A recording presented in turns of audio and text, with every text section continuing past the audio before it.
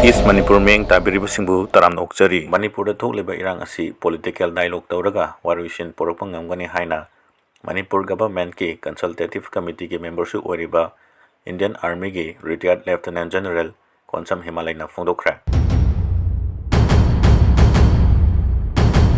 Kargil war ki hero amasu oriba Northeast ki Indian Army da Lt.Gen General phawba oiba ngamkraba Konsam Himalay na Manipur da Thokliba Irang asi ki matangda Lengaklon ki issue amasung amaga chat manaba mijengda thabak tawba haibasina mangda thamgadabani haibu wafam phongdoki Kolkata da pangthokpa symposium amada wangangladuna Lt.Gen General retired Konsam Himalay na hai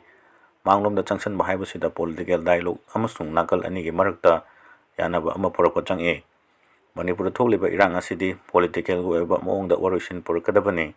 military gi oiba moongna hairiba irang asi loisanba yaroi haina English nga mga chamapan mabudragi Kargil Gilanda Battalion ama kaman tokhiba Himalay na fongdoki Manipur da leiriba tungan furup singi marakta ing tapa amasung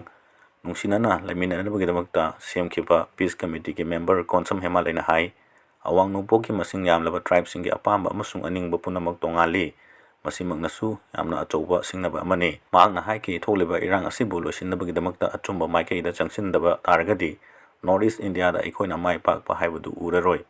Mahana makata na hai awang nompokta drive chamaga marfuga tarit hena leiri aduga lol chaniga nifunito hena ngangne makoi kudimaki apamba aningba tongali masi thengnaba haibasi Indian Constitution gi oina yamna chauna singnaba amasuni lebak asigi constitution na mi punamakna mathau tariba sing adudi piri adubu mipum kudimaki aningba di pide haibu wafam thamladuna mahangna haiki lebak asigi security ga yengnaba matamda awang nompok India gi security gi issue asi Karamakay Kenaba lay Alingai matamdasu achouba singnaba kaya ama ikoina mayoknagadaba leikhi awang nongpok state sing asi China Bangladesh Myanmar amasung Bhutan ga ngamkhay lonaribani haina Lt.Gen General retired Konsam Himalay na fongdoki